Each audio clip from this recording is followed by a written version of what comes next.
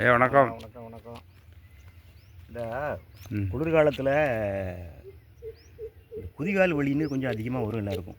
நிறைய பேர் அவசரப்பட்டுருப்பாங்க, ஆஸ்பத்திரி அங்கங்கே அலைஞ்சி நிறைய பணம் செலவு பண்ணியிருப்பாங்க. அந்த குதிகால் வலிக்கு வந்து ஒரு சிறந்த ஒரு எளிய மருத்துவம். அந்த குளிர்கால் வலி வந்து குளிர்னால வர்றதா? ஆமாம், அந்த வாதம் குளிர் காலத்தில் கொஞ்சம் அது அதிகமாக வரும். அதாவது இந்த இரும்பு கட்டில் படுக்கிறவங்களுக்கு, அந்த மார்பிள் தரையில் படுக்கிறவங்களுக்கு உடனே வரும். அது பாய் விரித்து படுக்காமல் சிலவங்க விருந்தில் படுப்பாங்க, அவங்களுக்கு வந்துடும். அதுக்கு வந்து திடீர்னு அவங்க ஊருக்கு போய்ட்டு வந்து காலையில் தூரம் போய்ட்டு வந்து பஸ் விட்டு இறங்க கூட முடியாது. அந்த அளவுக்கு பயங்கரமாக வலிக்கும்.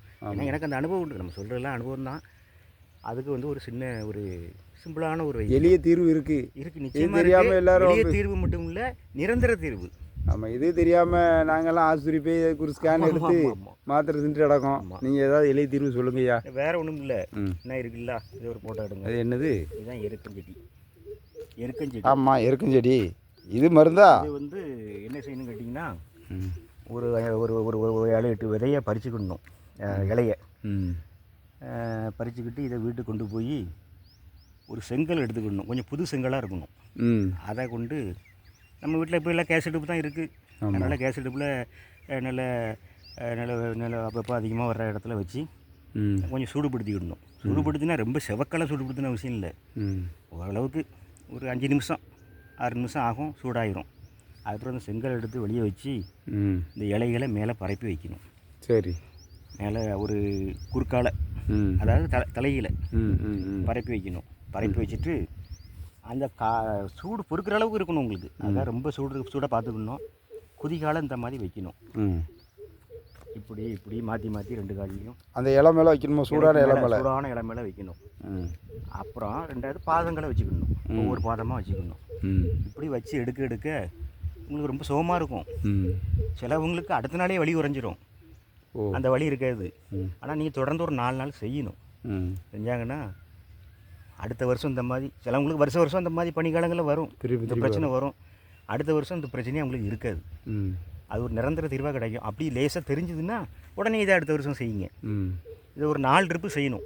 சரி சரி. அதிகபட்சமாக தேவைப்படுறவங்க ஒரு 6 ட்ரிப்பு செய்யலாம் டெய்லி. செஞ்சிங்கன்னா குதிகால் வலியிலேருந்து உங்களுக்கு பெரிய ஒரு விமோசனம் கிடைக்கும். அப்படி அதுக்கப்புறம் இந்த இதில் வெள்ளருக்குன்னு இருக்குது. இப்போ நம்ம பார்க்குறது ரோஸு. ரோஸுனா அந்த பூவை வச்சு ரோஸ் கலர் இருக்கும். கொஞ்சம் லைட் ரோஸாக இருக்கும்.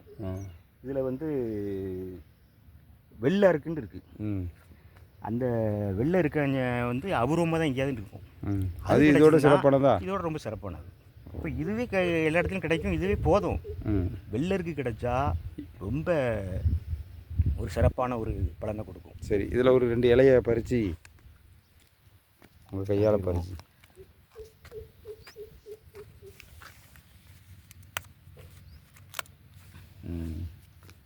இதுதான் எருக்கம் இலை. நித்திய கல்யாணிங்கிறது இதுதானா? இது இல்லை, அது வேறையா? இது இல்லை, இது எருக்கம். ஆமாம், எருக்கம். நித்திய கல்யாணிங்கிறத நாளைக்கு சொல்கிறேன். அப்புறம் இதில் ஒரு பால் வருதே. ஆமாம், இதில் இந்த குதிகாலுக்கு மட்டும் நீங்கள் சொல்லியிருக்கோம். நாளைக்கு இந்த மூட்டுகளில் தோள்பட்டையில் வலி உள்ளவங்களுக்கு இதை வச்சு ஒரு வைத்தியம் இருக்குது. அப்போ நாளைக்கு நம்ம நாளைக்கு அதை போட்டு விடுவோம். ரொம்ப நன்றிங்க ஐயா. வணக்கம்.